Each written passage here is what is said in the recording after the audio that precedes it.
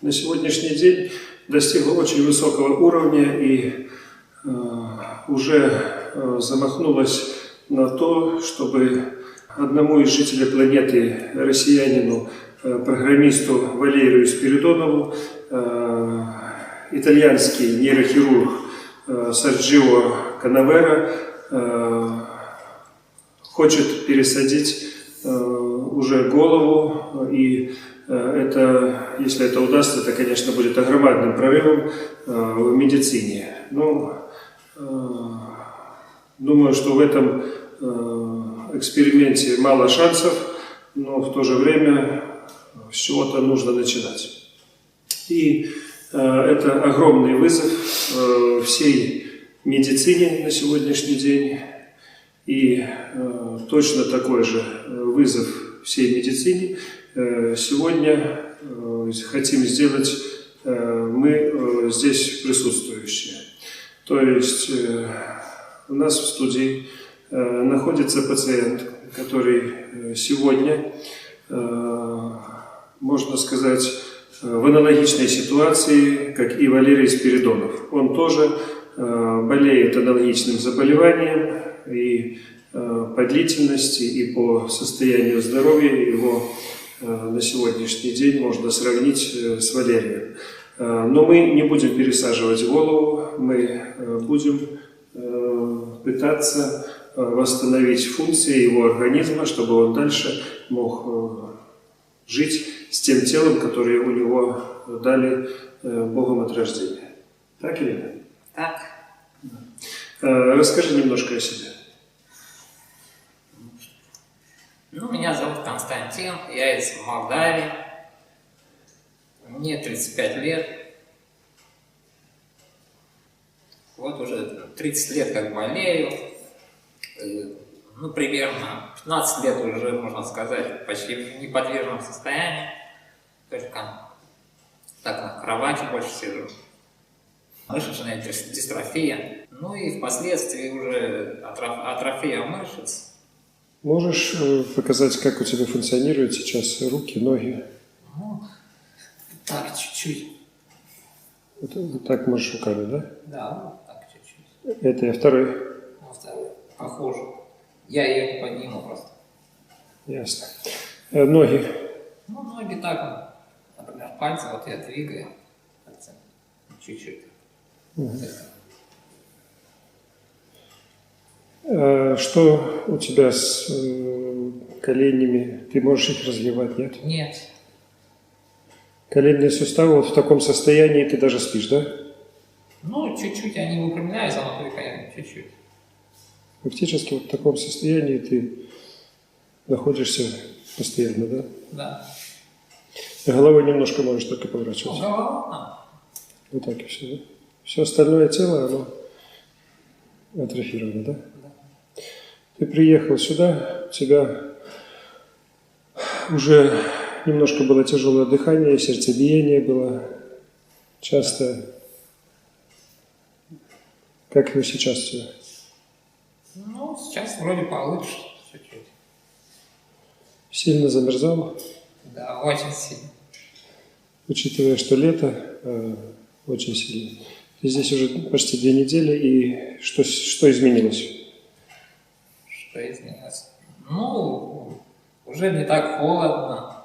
Вот, например, у меня левое плечо, я вообще руку не мог поднять. Ну, я, естественно, могу сам поднять, но я имею в виду, когда мне руку поднимали, мне вообще было очень больно.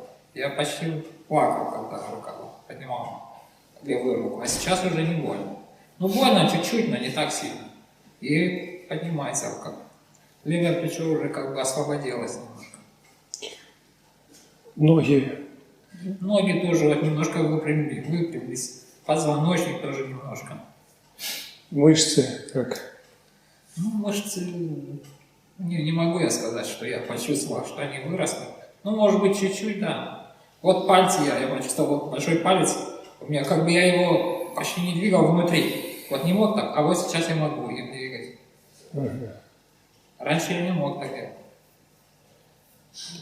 Это всего лишь 2 недели, да? Да.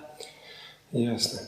Ну, у нас присутствует еще один товарищ, который у нас из России. Из России. Но расскажите про себя с похожим диагнозом. Меня зовут Андрей, из России. Диагноз, предположительно поставлен миопатия типа Нонака. Типа. Как такового окончательный диагноз прям не поставили. Вот. Мне 36 лет. Где-то лет 15 назад началось. Слабость в ногах. Началось все с нога. Перестал бегать, на носочки вставать не могу. Да, ноги вот. Очень худенькие, да? Очень худенькие, да, мышц нет практически. Руки тоже, руки в последнее время. Где-то последние годы 3-4 ослабли руки, спина, в принципе, набираться не могу. Надо за что-то держаться, чтобы вернуться. Надо, в принципе, показать. Почему приехал сюда? Мы встречались с тобой в Москве год назад. Год назад, да, целый год думал. Вот, решил приехать. Больше, на самом деле, в мире нет практик. На самом деле, похоже, что кто-то занимался. Этой болезнью, да? Да. Как врачи сказали, ешь бананы и двигай ногами. И все. Ясно. Скажи, вот у тебя что изменилось? Сколько ты здесь дней и что изменилось за это время короткое? Я вот неделю, в принципе, вот сейчас мы съездили, буквально приехали 15 назад в замка. Я там на экскурсии был, да? На экскурсии ходил, да. До замка не дошел, там доехал на электромобиле, но по замку где-то около километра, в принципе, погулял. То есть раньше так много не мог ходить. Раньше не мог. Один раз только посидели, поставили кофе, попили, в принципе, потом дальше пошел. Появились немножко силы, появилась немножко энергия.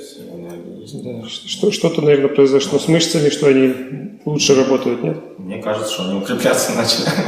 За неделю всего лишь, да? Может, конечно, видимость, но... Того эффекта бы не было, если бы не... Да. Видимость, невидимость, но... Хуже. Да. За неделю, конечно. Неделя, получается, только. Еще как бы начало только пути. Даже не неделю, 5 дней. 5 дней, да. Среда. Как я хожу, как надеюсь, буду бегать через 3 недели. Так ковыляет практически, получается. Завариваясь на обе стороны.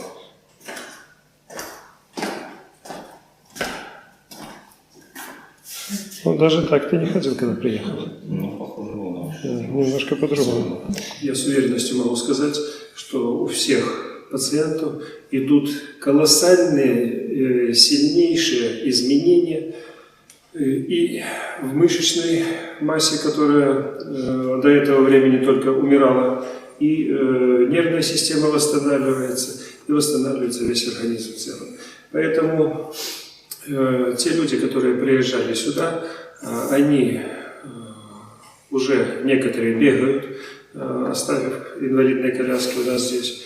Некоторые уже ходят и восстанавливаются. И вот сейчас вы будете все свидетелем того, как у нас наши пациенты будут потихонечку восстанавливаться. Вот Константин у нас, когда приехал, конечно, будет глупостью утверждать, что он прямо вот через какое-то определенное время побежит. С тем состоянием сустава, с тем состоянием, которое у него на сегодняшний день с позвоночником, конечно, утверждать, что произойдут какие-то чудеса, и он станет нормальным, здоровым, как и все человеком, это невозможно. Но для таких больных есть определенная задача, которую он, например, поставил для себя, для того, чтобы он знал, что он еще будет жить, для того, чтобы ему восстановить те функции, которые немного утрачены, и то, что он сейчас находится в лучшем состоянии даже за 2 недели, чем он приехал, есть надежда на то, что ему, например, та же самая пересадка головы уже не понадобится. Правильно? Конечно. Что будет с тем пациентом, я не знаю, с россиянином, но я думаю, что даже в таком состоянии, как вот вы на сегодняшний день, Константин, находитесь, то я думаю, что это лучший из вариантов, когда человек со своим телом пытается восстановиться, и то, что происходит, это уже результат того, что это реально. Люди не верят в то, что мы делаем, это, конечно, их право, этого претендента, то, что мы делаем, нет в мире, и нет нигде никакой информации о том, что это вообще возможно. Например, лечить болезни, такие как миопатия, мышечная дистрофия, это просто нонсенс, и то, что у нас происходит, это фантастика и чудеса. Правильно? Правильно. Поэтому я думаю, что многие люди будут следить за тем, как у тебя происходит процесс выздоровления, будут тебе писать. В дальнейшем, я думаю, можешь оставить свой номер телефона, может кто-то окажет тебе даже финансовую помощь в том, чтобы ты приезжал сюда и проходил дальше лечение, потому что оно не будет таким легким и быстрым. Если некоторые пациенты у нас приезжают и за 2, за 3 курса восстанавливаются, то я думаю, тебе это нужно намного больше. Но не думаю, что лечение у нас может стоить 11 миллионов долларов с заменой головы. За эти деньги, наверное, можно и заново родить. Сегодня с утра 15 называли уже. Уже 15, да? Да, Ну, цены растут. Когда Билл Гейтс пообещал, что даст 11, то уже сказали, что надо 15.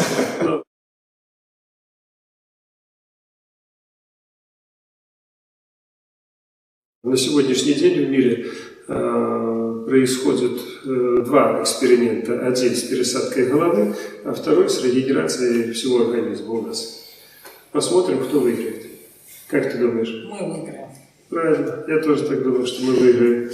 Потому что с пересадкой головы это тяжело. Это не столько даже с точки медицинской, это с точки зрения даже этики, с точки зрения религии, с точки зрения духовности. Это очень даже тяжелый процесс, и не думаю, что он может закончиться в любом случае каким-то хорошим результатом.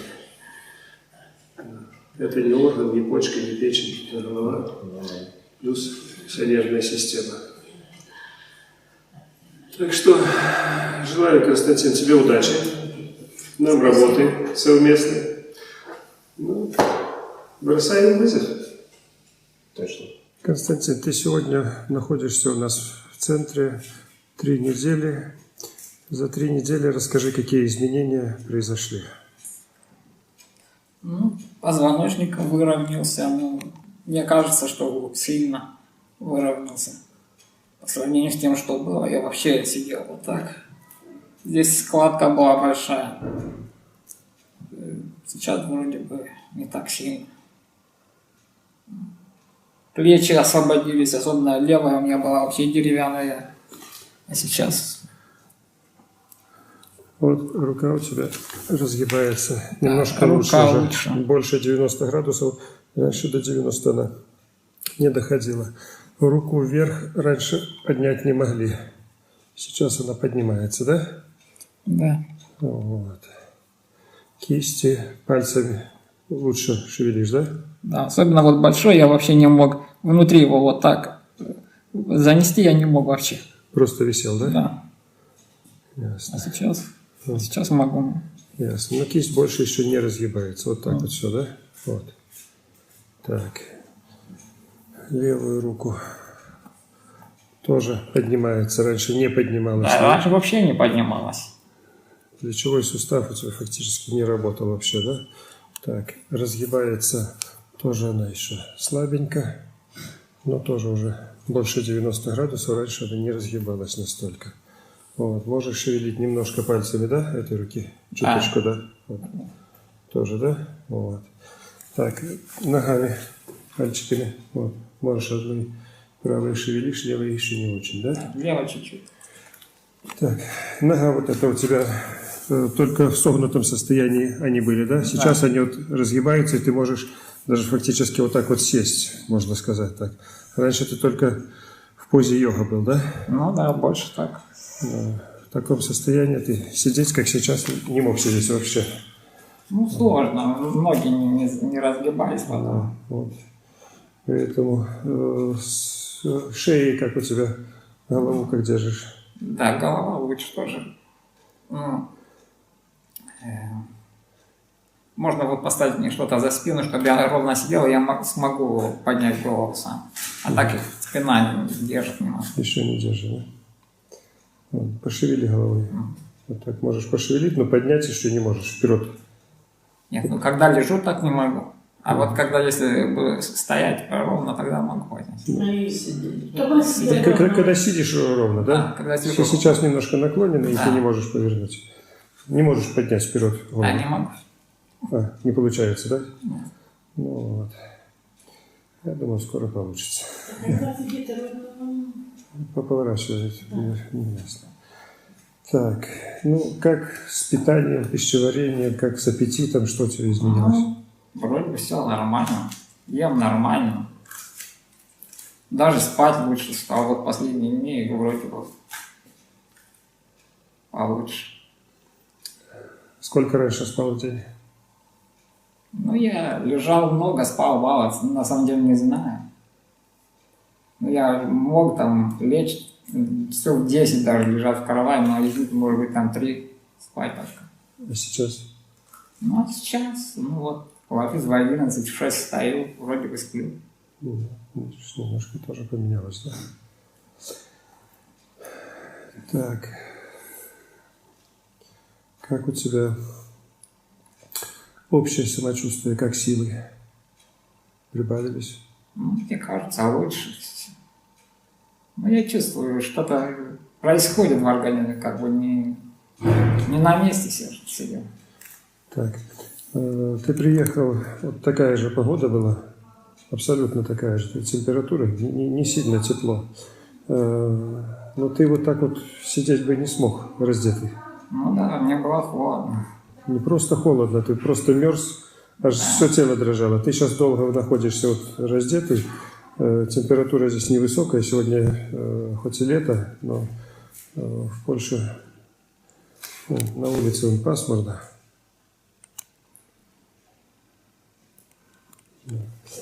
И холодно. Поэтому ты лежишь, не мерзнешь уже. За 3 недели улучшилось кровообращение, и ты совсем по-другому себя чувствуешь. У тебя было сильное сердцебиение, проблемы с сердцем были немножко уже. Сейчас тоже как оно? Ну, а получше сейчас. Получше сердце, Уже да? как бы не так беспокоит. Я даже не мерю пульс. Вот последние дни вообще не мерю.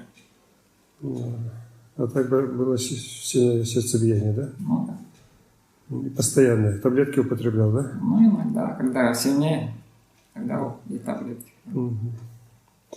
Ясно. Ну что, будем дальше работать. Больно? Да. Как считаешь, идет процесс хорошо? Мне кажется, хорошо. Быстро, медленно? Ну, как для меня, нормально, мне кажется. Хорошо. Сенсационные новости. В Польше в Академии регенеративной медицины создали методику, которая действует как эликсир молодости. Воспользовавшись ей, можно надолго продлить жизнь и бороться с большинством неизлечимых и даже генетических заболеваний. Без трансплантации регенерировать органы и системы, омолаживать организм и возвращать утраченные ранее функции. Появилась возможность подарить самое дорогое – здоровье и молодость себе и своим близким.